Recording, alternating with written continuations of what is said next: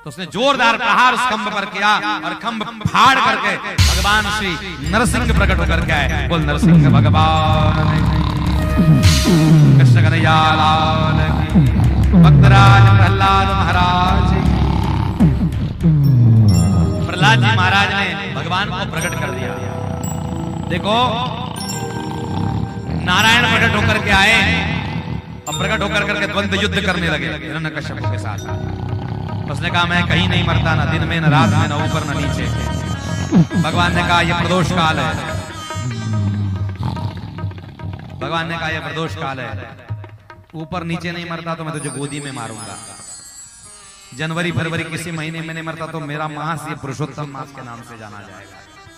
ब्रह्मा के बनाए किसी जीव से नहीं मरेगा, पर मैं ब्रह्मा को मैं बनाने वाला हूं। ब्रह्मा ने मुझे नहीं बनाया। अस्त्र शस्त्र से नहीं मरेगा तो मैं नख के अग्रभाग से मारूंगा। मृत्यु जब आती है तो वो कहीं भी गला दबाती है।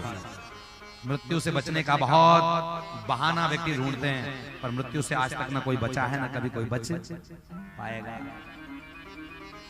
एक अच्छा बहुत बड़ा एक्टर था विदेश का, जिसका नाम था माइकालाल जयकिशन।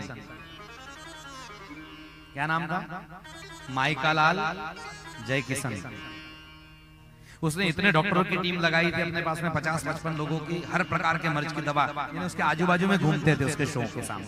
जब वो नृत्य करता था, डांस करता था, तो उसके आजू बाजू में वो टीम रहती थी। और जब मृत्यु का समय आया तो सब डॉक्टरों की किताबें फेल हो गई। मृत्यु किसी को नहीं छोड़ती।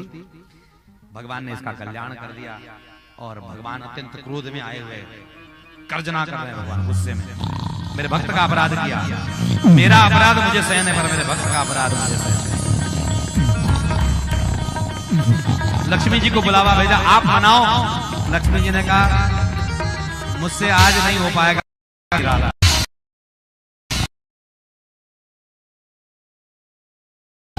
त्रिलोकियों को भस्म करने लगे भगवान। प्रहलाद को आगे किया गया, प्रहलाद तुम्हारे लिए भगवान आए हैं। प्रहलाद के जाते भगवान शांत हो गए। प्रहलाद को गोदी में बिठाया और प्रहलाद को पूछा, हे प्रहलाद मैं बहुत बुरा हूं ना?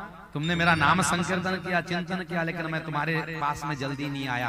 कहा भगवान मेरे कर्म बुरे हैं जो मैं आपको जल्दी जल्दी दर्शन नहीं पा पाया। आप तो प्रतिक्षण मेरी रक्षा कर रहे थे, आपकी बहुत बड़ी कृपा है। तो कहा बेटा मांग ले, कुछ मांग। बलि राजा क्षमा करें। श्री प्रहलाद जी ने कहा प्रभु अगर आपकी कृपा है तो एक ही चीज बनी रहे मेरे मन में, मैं आपसे कभी कुछ न मांगू, ये वरदान मुझे चाहिए। मुझे कुछ न लेने की कामना उत्पन्न हो जाए। बहुत कुछ लेने की कामना ही दुख में डालती है। तो प्रभु आप जब मिल गए तो मुझे दूसरे और चीजों की क्या आवश्यकता रह गई, मुझे और चीज नहीं चाहिए। प्रहलाद जी महाराज का भगवान ने कल्याण किया। कहा कि मेरे पिता का कल्याण हो जाए। भगवान ने कहा कोई चिंता की बात नहीं, तुम जैसे बच्चों के 21 पीढ़ियों को मैं तार देता हूं। भगवान ने कल्याण कर दिया। इसी वंशावली में आगे श्री विरोचन हुए, विरोचन के पुत्र बलि हुए हैं। इसी बीच में ब्राह्मण, क्षत्रिय, वैश्य सब वर्णों के क्या क्या कर्म हैं इसका वर्णन सुनाया गया है। अष्टम स्कंद में मनवंतरों की कथा सुनाई है। अलग अलग मनवंतर होते हैं और अलग अलग मनवंतरों में अलग अलग मनु होते हैं और उन मनवंतरों के मध्य में चतुर्युगी का निर्माण कार्य होता रहता है। सतयुग, त्रेता, द्वापर, कलयुग बार बार आता है और बार बार समाप्त होते रहता है। कईयों को आज भी ये प्रश्न है कि क्या जो है अब कलयुग समाप्त हो जाएगा? नहीं, कलयुग 4,32,000 वर्ष का है और भगवान को गए हुए अभी 5,500 वर्ष ही हुए हैं। इसलिए कलयुग अभी समाप्त हुआ नहीं है, ये तो अभी बच्चा है।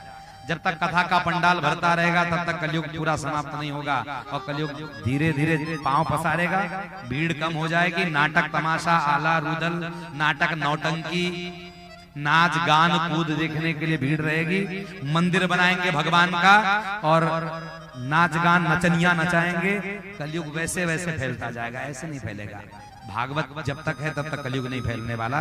भागवत है इसलिए कलयुग रुका हुआ है और भागवत रामायण कथा बंद होने लग जाएंगी, भीड़ कम होने लग जाएगी और नौटंकियों में भीड़ ज्यादा होने लग जाएगी। उस दिन समझ जाना कलयुग ने अपना पैर पसार दिया। तो मेरा निवेदन है लोगों से कि जब जब काली पूजा हो, धर्म पूजा हो, कर्म पूजा हो तो कथा रखो। जीवन में व्यथा तो रोज ही प्राप्त कर रहे हो, कथा में सेवा करो, कथा में खर्चा करो, कथा में पंडाल लगाओ, ये व्यर्थ चीजों में खर्चा मत करो। मेरा बहुत निवेदन है आप लोगों से। क्योंकि अगर बच्चों को संस्कार देना चाहते हो तो आपको भगवान की कथाओं का आयोजन करते रहना होगा। आयोजकों की भी कोई गलती नहीं होती, आयोजक बड़े परेशान हो जाते हैं। वो बेचारे जनता से जब पैसा लेते हैं, चंदा लेते हैं, तो जनता जो जो कहती है उन आयोजकों को मजबूरी में करना पड़ जाता है। लेकिन हम जनता मिलकर करके कहे कि हमारे गांव में सिर्फ भगवान की कथा हो, कौन कौन भगवान की कथा के पक्ष में जरा हाथ में उठा करके कहे कि हर साल कथा होती रहनी चाहिए। और जो लोग नाटक नौटंकियों के फेवर में, वो अपना हाथ ऊपर उठा करके रखे। फिर भी देखने के लिए सभी आएंगे, मुझे गारंटी है। नहीं ना? देखियो मैया कहे छथिन नहीं नहीं नहीं नहीं नहीं। अच्छा हमरा टाटा कहे छे, आपके बाद नहीं है। नहीं नहीं, मेरी माताओं को प्रणाम है। एक बार सब माताओं के लिए जोरदार तालियां हो जाए, बड़े प्रेम भाव से। ये मधुपुर की मिट्टी है, श्यामा माई का दरबार है। कुछ अच्छा करो। मैंने कहा ना कि पुराने लोग जो करते आए उसी का कॉपी पेस्ट मत करो, फिर कुछ परिवर्तन होना चाहिए, कुछ अच्छा। युवा पीढ़ी मुझे बताओ, नाटक होना चाहिए या भगवान का कथा होनी चाहिए? अब ये बताओ, युवा पीढ़ी बताओ, कथा होनी चाहिए कि नाटक होना चाहिए? कथा होनी चाहिए। जब युवा पीढ़ी कह रहे, बच्चे कह रहे हैं, तो बाप लोग क्यों इधर उधर भटक रहे हो?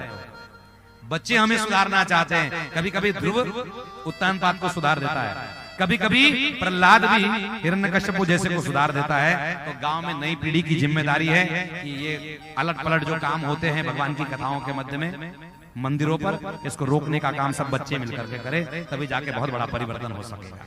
ये परिवर्तन होना जरूरी है। अगर सबको ठीक लगा होगा तो जोरदार तालियां एक बार हो जाने दीजिए।